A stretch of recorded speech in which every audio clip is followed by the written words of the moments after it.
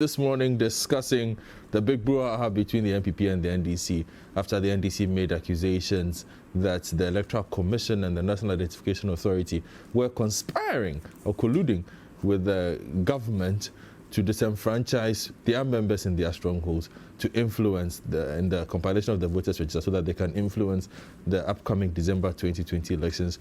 The NIA has responded. The EC has responded. In fact, I think I want to play back the NIA's response before I bring NPP, because I asked NPP to show me the regional breakdown that the NDC used to make this allegation that the NIA was basically preventing the people in their strongholds from getting their ID cards. When that insert is ready, I will play it from the NIA. But you can keep sending the messages 0549986996, 0550585832 in studio with Anaboya Babias, I'm a member of Parliament for Adenta, and also National Communications Director of the NPP, and legal practitioner Nipakpo Samoa Ado representing the NDC. Franklin Kujo is also on the line. Franklin, good morning. Good morning. Good to see you. Good to see my good friends Yao Babin, Yao Po, and then they are lawyers, isn't it? Yes, because the second half of the show has a lot of legal issues, so we will get to that in a bit. Beyond the law, they make very cogent arguments on social and economic issues as well. So great panel, by the way. Thank you. And I must tell you that Nipakpo is doing justice to your buffet since you are home. He has taken on the buffet and it's in front of him. You definitely Can you ask permission for us to drink coffee? Slide on the mask. So Nipakpo is the one who has that issue. But Franklin, I'll get to you in a bit. Let me just finish with Nipakpo and then I'll get to you on the issues that have been raised regarding this. So Nipakpo, you have the numbers now? Yes, I have the numbers now. Okay. So why exactly what proves from those numbers that the NIA is, basically protecting the NPP in its strongholds by issuing the cards there and not giving cards to NDC? You see, first, our argument is not just about NDC members. That's the first point. Our argument goes to Ghanaians, qualified Ghanaians who are eligible to register as voters first. Okay. Our party is a national party, so we first talk about the fact that the ordinary Ghanaian 18 years and above of sound mind must be allowed to vote. Now, the NIA's own estimate is that we have potential voter population of 17.3 million. 17.3 million. Out of which, only 6.5 have been issued with the Ghana card. Only 6.5. Mm-hmm. The implication is that almost 11 million, constituting about 62% of eligible voters, do not have ID cards, the Ghana card, as we speak. That is a problem. And if you look at the regional breakdown, that is where we begin. Because look, politics is about analysis. It's about perceptions, whether you like it or not. If at the end of the day, for some reason, on election day, Ashanti region, the whole system in Ashanti region goes down, I'm sure YB will be the first person on every single TV station and radio station in Ghana making noise as to why the Ashanti region has been down from one to, so he knows that there must be in fact he will ensure that if not 70% of his forces are deployed in the Ashanti region to ensure that the Ashanti region votes come in, because that is a stronghold. Look, let's not run away from this. Go through your numbers. Volta region is our stronghold. Other regions are our stronghold. So when we see a pattern where some of these regions, especially, let's go through some of this. For example, you have Northern region, where there's a potential estimated plus 18 population of 981,947. And the cards that have been issued are 328,115. Okay? The cards that have not been issued are 653,833, over 66.59%. If you go to, again, the Volta region, you have an estimated 18 plus, that is persons qualified, as 887,906. Then you have the cards that have been issued as just 386,676.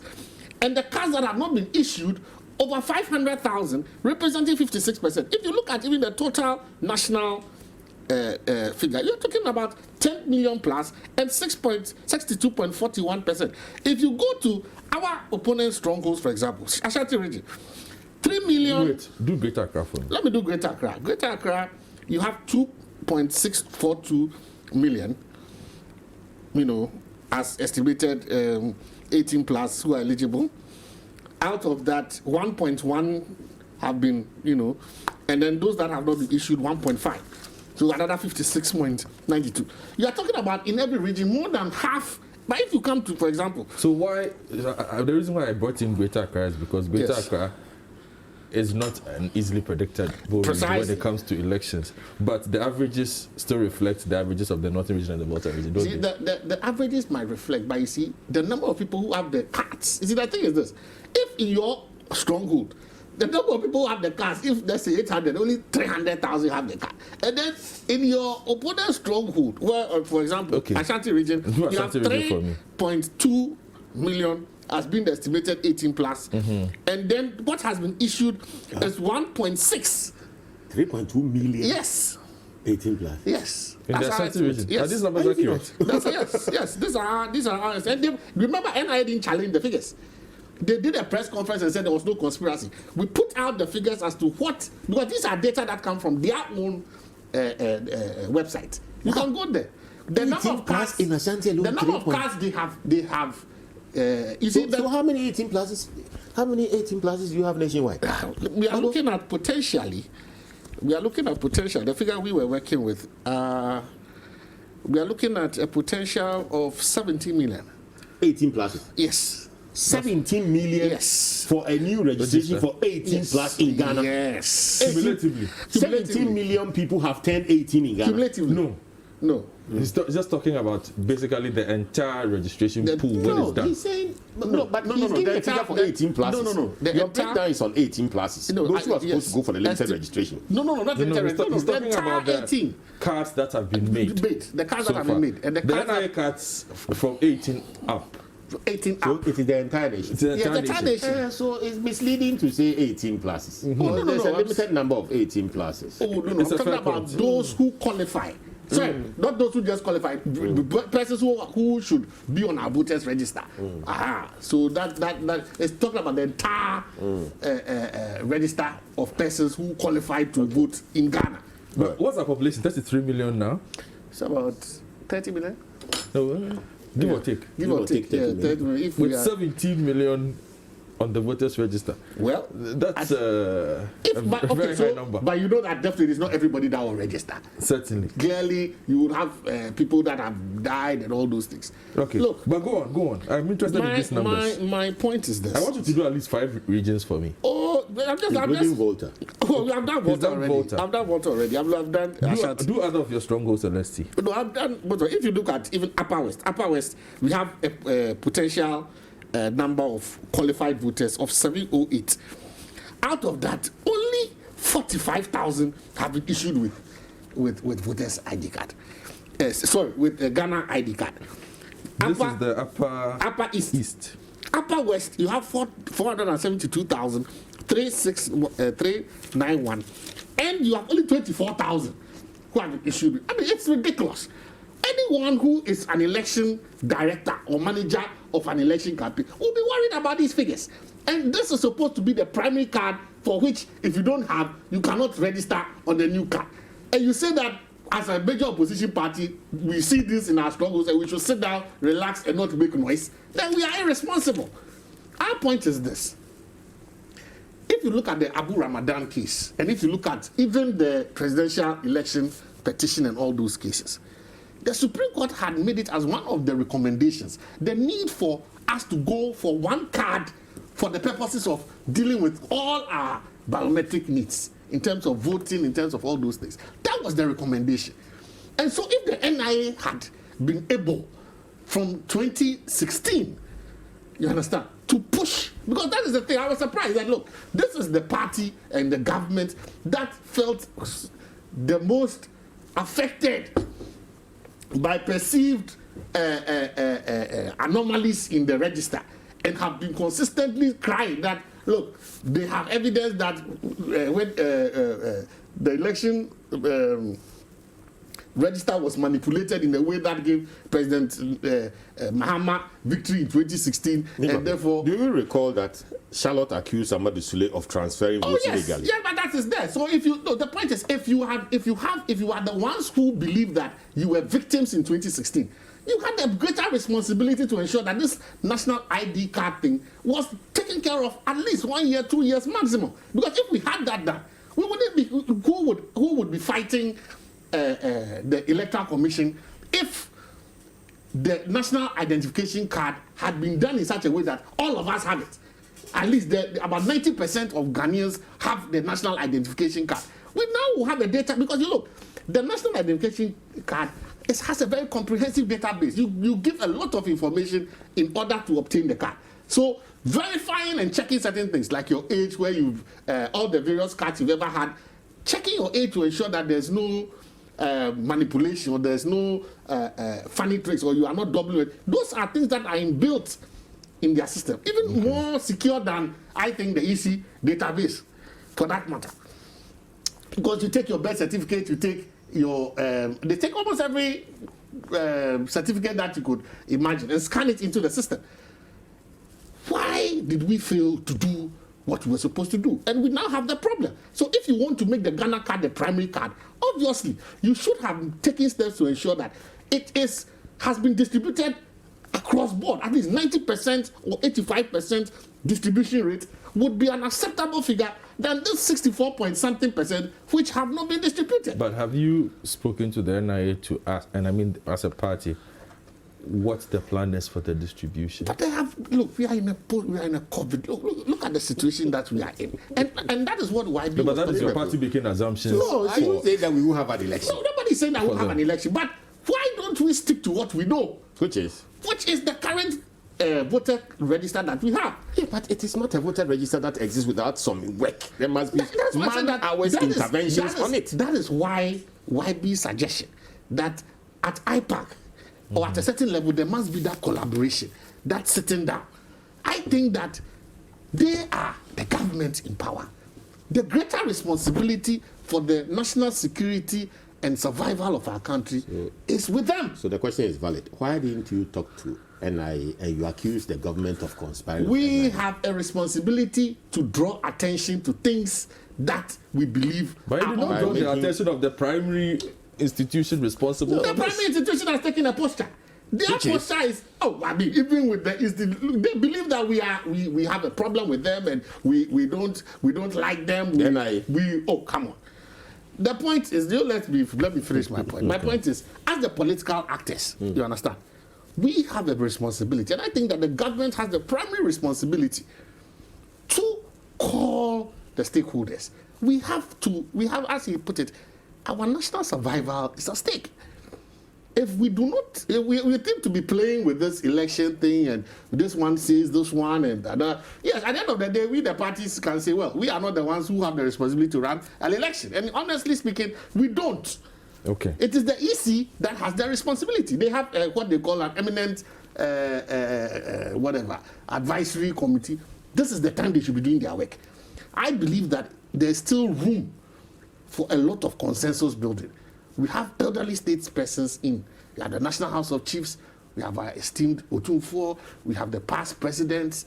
We have a number of stakeholders. I don't think there's a consensus. I think that there's a lot of suspicion between the various political actors, which is rightly so, because at the end of the day, our political activity is very adversarial. We haven't gotten to the point where we are growing. But there's still inbuilt institutions and opportunities for collaboration. Okay, just hold on for me. I want to hear what Franklin makes of all this, and then I'll read messages. A lot of messages have come in. Some are questions. Hopefully, we can. My two guests can provide some answers for that. But Franklin, what have you made of the issue this week regarding the NPP, NDC, NIA, EC? Well, here we are again. The posturing by the various political parties are typically expected during election times. But I think in this instance, we are seeing some levels of belligerence on the part of the EC. Unfortunately, I have to say that. We ourselves have had all manner of conversations about the EC's conduct when it came to the costing for this new register. And they've actually brought the debate to us. Because typically, as I keep saying, Imani, even though we are governance institution, we typically do not focus on electoral issues. But when they brought the matter of cost, and that's where we were invited to the table. And I think the conversations have somehow been tabled around 2 or 3 issues. One, what's the proprietary for having a new register? The EC itself had never made that argument that the register is bloated. In fact, we've never heard any of the EC people. When this conversation began, all they kept saying was that, well, they want to be sure that every voter is eligible and that the biometric verification machine should be able to identify and indeed certify every voter. At some point, they even insisted that the 0.54 percentage error that were recorded in the last elections, or the elections before the 2019 referendum, district level elections, were things that they thought were too astronomical. But we all realized that that was not in keeping with global trends. In fact, in some jurisdictions, even 5 percentage error margins are allowed. In any case, we thought that the conversation was about cost. And the EC up to today has not been able to defend exactly why they needed to throw biometric verification machines or systems that we've invested so much money in. In fact, the last count, we've invested $269 million as of 2016. And even as of 2019, we kept increasing those figures. The appropriations from Parliament, the conversations from Parliament, anytime the EC appears, all show that even in 2018, 2017, we were purchasing equipment to upgrade the existing systems, which was the only reason why they could successfully run the district level elections. I think the referendum for the regions as well, successfully.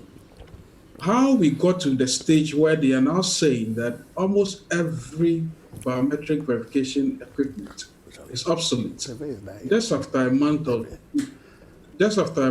its usage, it's a bit problematic. And I think that as a conversation moves, we keep hearing all manner of arguments being introduced. Now I'm hearing that the voter roll is bloated. Well, first of all, dead people cannot vote according to the biometric system that we have. And indeed, if you are not eligible to vote as in your age, there's no way you're going to be allowed to vote anyway. And I think the other point that ought to be made abundantly clear is that Ghana's 56% voter population per national population is not out of order. In fact, India, which has a population of 1.25 billion people, has a voter population of 840 million. That's 65% of the voter roll. UK has a population of 64 million, but the voter population is 46 million. That's 72%. Argentina, 32 million out of 41 million, is 77%. In fact, Brazil has 71% of voter population per the national population. And if you look at the characteristics of our elections since 1992, we've been having percentages that are not necessarily out of range, from 47% in 1992 to 54% in 1996, 57% in the year 2000, around 2000, I think, also got us 57%. 2004, 49.6%, 2008, 53.9%, 2008, round 2 is the same figure, 2012, 55.4%, and in 2016, it was 56%. That's the voter population per the national population. So the argument about the bloatedness of the register falls flat on the face of the data. And I think in these times when we are dealing with data, we need to speak to it. The point I'm making essentially is just that the EC has never made claims that the register is faulty. In fact, they've never said that the register is bloated. All they are saying is that come what may, rain or shine, they want to change the register.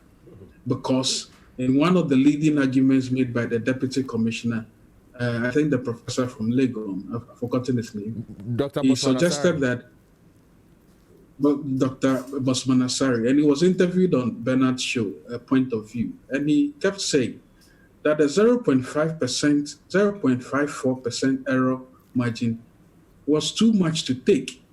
But that was impressive. If you look at the fact that successively since 2012, when we began the biometric verification machines, when we began using the machines, the error rates have reduced from 33-point-something% to 16% in 2012 to almost 5% in 2016 to almost 0.54% in 2019 when we held the the district elections. It means that the systems have been delivering over time. So continuous improvement in machines means that you're actually perfecting the use. Now, nobody is saying that if you procure new machines, you may not be successful. But as has been demonstrated in most other jurisdictions, investment and persistent, refurbishment of the machines tend to deliver superior results. And that's where we should be focusing arguments on. So finally, the point to be made is that as COVID is with us, and indeed as COVID will live with us for some time, maybe it's prudent, and it's one of the arguments we've made as well, that the EC is best when it decides to conduct a limited registration using the same verification machines or a few that will be purchased in addition to the existing ones, so that you cure the challenge of having mass registrations and all of that. But of course, someone can also argue that if COVID stays with us until the end of the year, does it mean we wouldn't have mass voting? Yes, we would. But you see, in this instance, you are erring on the side of caution in terms of saving the public purse. You don't need mass registration. Do limited registration with existing equipment. Let's even accept that they are going to buy new equipment because they were busy going to buy them anyway. I think it's more prudent now to conduct a limited registration than to be thinking of conducting mass registration, especially in the face of the challenges with the identity as well. I do not understand how we make policies in this part of our world. And I suspect policy making is an arena that I think politicians and indeed, should I call them regulators or so-called constitutional mandated bodies, tend to think that because they are clothed with constitutional power, then they can decide to not just abuse common sense, but also abuse sound public policy. How do you rush to ensure that everybody gets a passport, even as we speak? It's just not feasible. And I think that it's important that the advice that is coming from other quarters, that be careful so that you don't, jeopardize the peace and the sanctity of our electoral processes, must be adhered to. So for me, I worry, but it's not just with the EC. We see it in many institutions. Okay. Some public making is not equivalent to the use of public money. All right, thank you very much, Franklin. I will come in studio, but Lawyer Yawapong says he wants to make a quick intervention on this matter, and then we will wrap up quickly with Honorable Yababian Samoa and Nipakpo on this matter, and then we can move on to the courts. Lawyer Yawapong. Yes, thank you. Can you hear me? Yes, we can hear you. Yes, well, not an intervention per se, just a short contribution and clarification. I heard Nipakpo say so much about the national identification card or the Ghana card to make it appear as if they are also responsible for registration of voters, or as if that is what is going to be used without any adaptations or clarification being made on it by the EC.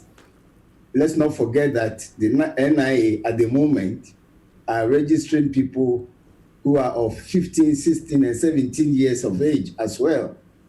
And these people don't qualify to vote. That is the first thing.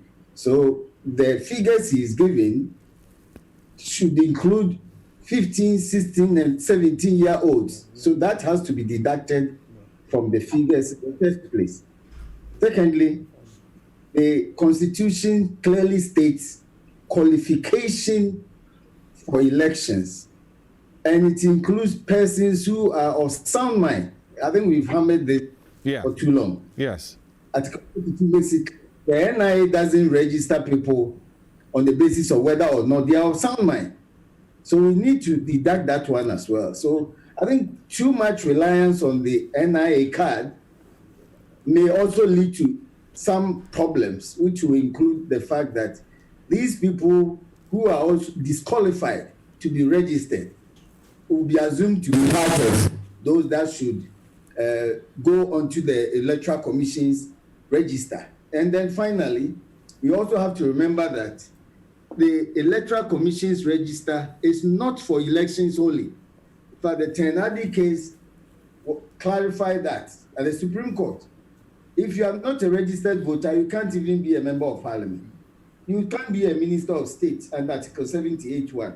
You cannot be president or vice president, Article 44(1)(c) and 62. You cannot be a member of the Public Services Commission, Article 194.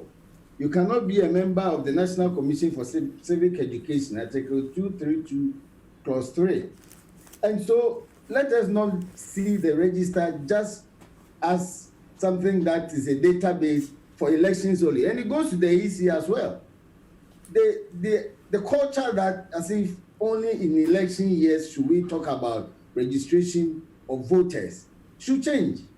At any point in time that people are 18, yeah, those should be open for people to register. And we will avert all these tensions that are normal, at least in our lifetime, during election years.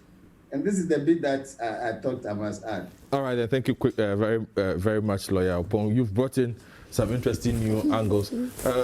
Lawyer Bobby Asamoah, let's hear your final round on this matter. It would be unfortunate if your viewers are not seized with the response from the NIA, because the question of withheld cards, I'm working on that. The question of withheld cards has been addressed very effectively by them.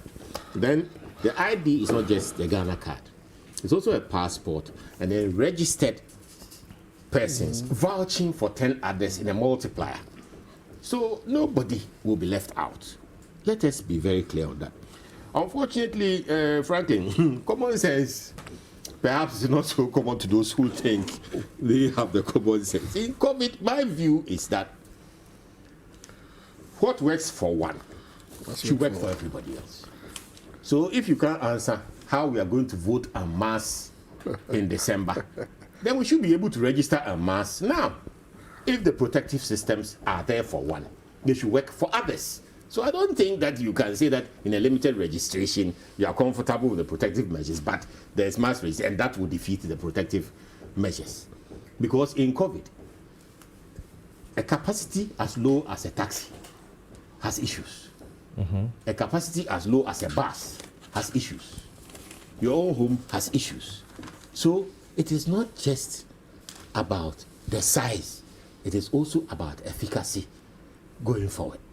So if protective measures will work for one, those measures should work for several others. Having said that, in conclusion, I want to make it very clear that the New Patriotic Party has moved beyond the old new register argument, has moved beyond whether it's for cost or equipment or otherwise. Now, we believe that we have done sufficient work in order to convince the Ghanaian voter. And that we also accept the constitutional right of the Electoral Commission to determine how an election will take place. And therefore, we are going to support any decision by the Electoral Commission in order to enable it carry out its mandate to preserve the state. Today I brought CI 75, which was the 2012 one. The 24. other CIs have been issued. Now we are up to 94. Then there's one in Parliament now. The rules here are not constitutional. They are derived from constitutional powers. So those rules can be changed. It's been changed all the time. So they can now be changed to take account of the time that we have and create innovative ways in which the register can be delivered. But one of the arguments the NDC is making now is that there is no time to go through the processes of and deliver the register to the parties in time. So what do we do? Well, there's also no register that is sitting there ready to be used. Whatever way forward requires man-intensive work. Whatever way forward requires interaction and engagement. It requires training. It requires bringing people together. It requires repairing machines. It requires replacing machines. Something that is man-intensive interacting. And so the only decider, the only denominator is the protective measures that EC can propose to us for we, the political parties, to accept so that the people of Ghana will have the right to protect the state. That is what is at core. Those who think the election is not about them, it's about your way of life. If you think the election is not about you, it's an NPP NDC matter. It is the life that you have grown up to see. It is what you are enjoying now. It is the job your parents have. It is the school you are attending. It is the university course you have. It's the friends you are making on the internet. Those things are at stake. The fast food joints. Everything that you recognize as normal since you've been 18 to 45 is at stake if by 2020 we don't do the right thing. All right. Now I've gone to the NIA's Facebook page because I'm having a bit of an issue with getting the audio, but on the claims that you made, they responded. So the key one I think has been the instant issuance, which leads to the regional breakdown that you read. So on that, let me just read the response, and then you can wrap up. The NIA says this: the instant issuance strategy is an innovation introduced by the NIA to address its perennial inability to issue printed cards over the years. The strategy for issuing Ghana cards to Ghanaians is operationally premised on 3 modes of issuance.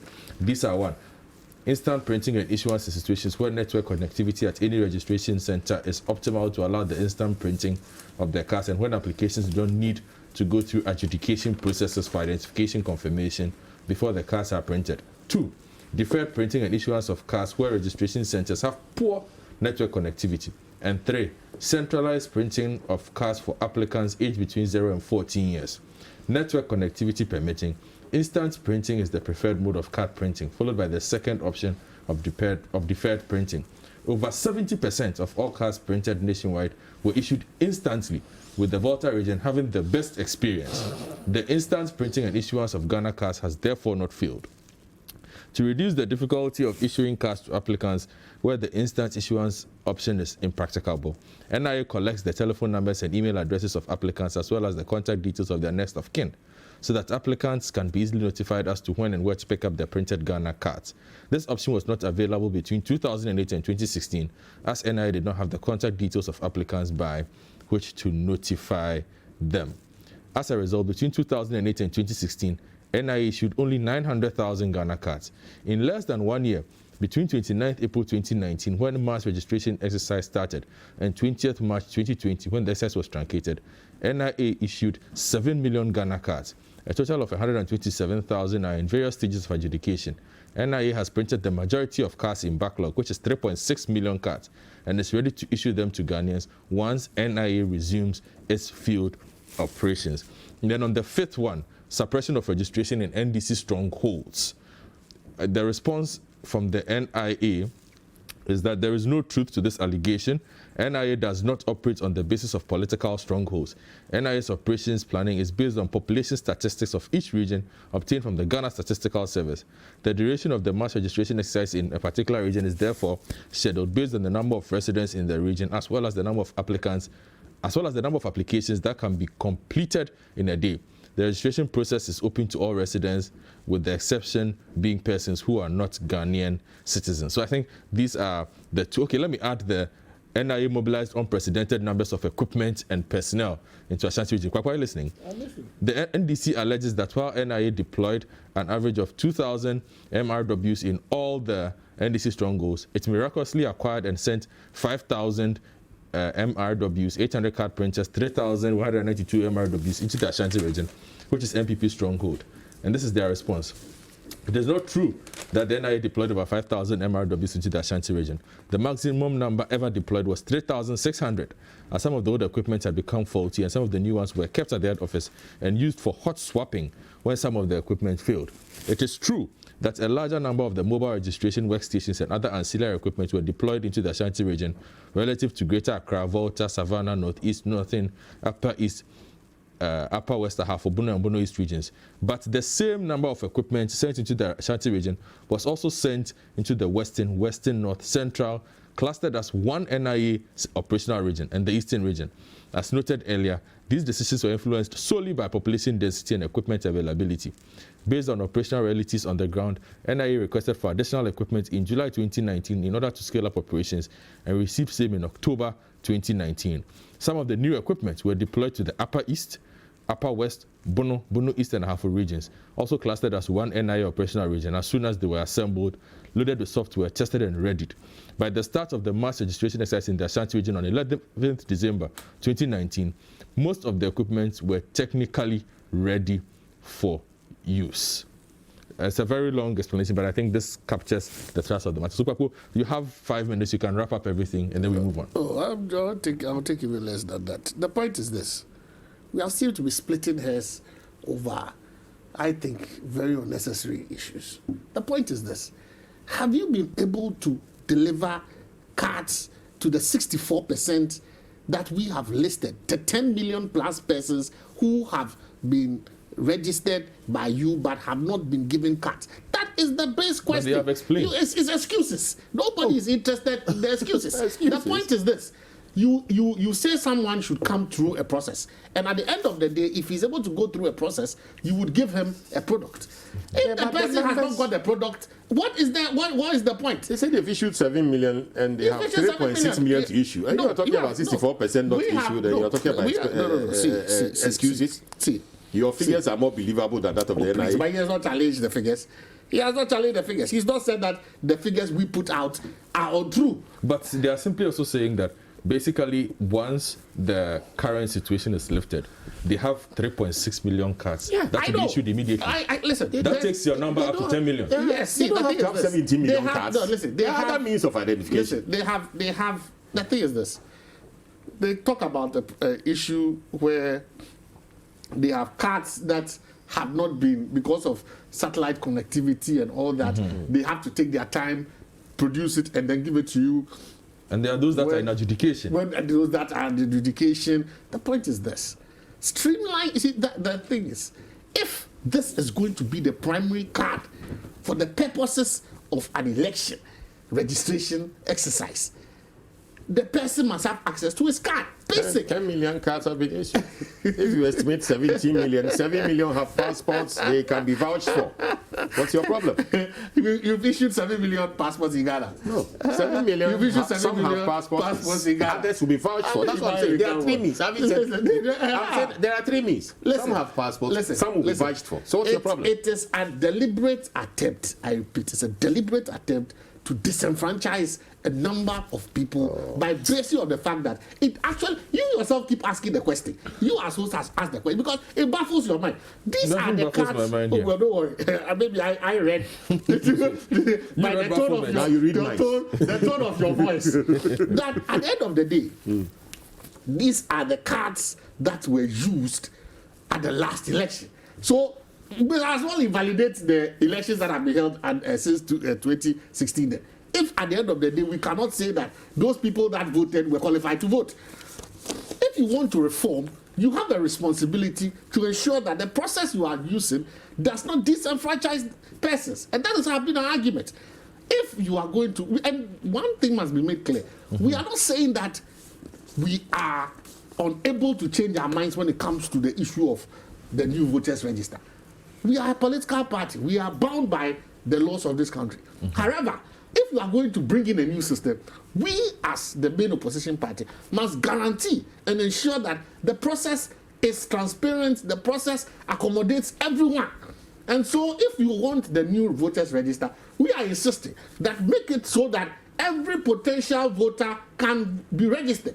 And you cannot bring an administrative system that seeks to disenfranchise the majority of persons on the electoral roll. That is our point. Okay, point well made. Let me take some messages and then we can move on quickly. This is Area from Amfuega. My questions are: one, is it not the EC and its people who say they are not going to use the Ghana card for election? When will the NIA finish the registration, mop up, do corrections to the cards which have problems, and issue the cards before EC goes ahead to compile a new register? All Ghanaians are saying is nobody should be disenfranchised. They are trying to register more people in Ashanti, and Eastern is tantamount to regular. That is Kweku from La Paz. Coming up from speeches, as everyone knows that for many years, we in Ghana have used the voters' ID as our main source of identification, and this has gone on. Why are we in a rush to issue the Ghana card in less than a year? It will not take even 2 years. It will not take even 2 years to have about 30 million people in Ghana with national ID cards. What the EC is seeking to do will disenfranchise most eligible Ghanaian voters. This must be addressed quickly. And Marvin in Kwesi team says, "Hi Godfred, it's almost 7 months to the 2020 elections and still Ghanaians are yet to hear any major campaign policy from John Mahama and his NDC party, but they find it needful to organize a press conference to threaten the nation on the way the Electoral Commission is acting unlawfully. We must remind former President Mahama and his party what they said about the work of the EC when they were in power." Also, good morning, Mr. Akoto. I'm shocked you allowed Mr. Samuel to change the context of the discussion to suit himself. Everyone is worried about how the EC keeps changing their statements and plans about our elections. If you are not worried, then please start getting worried, because the last part of your message not too clear. I don't understand the EC when it decides that the current voter's ID can't be accepted as identification for the new register. The birth certificate, which is the primary document to get the passport and the national ID, I find it very difficult to swallow the stance of the EC. So keep the messages coming on the number 0549986996, 0550585832. You are listening and watching The Big Issue in studio. The Honorable Yababi Ansah, Member of Parliament for Identity, also National Communications Director of the NPP, and Nipapo Samoa Ado on the line via Zoom, Franklin Kujo, President of Imani Africa, and lawyer Yawopong.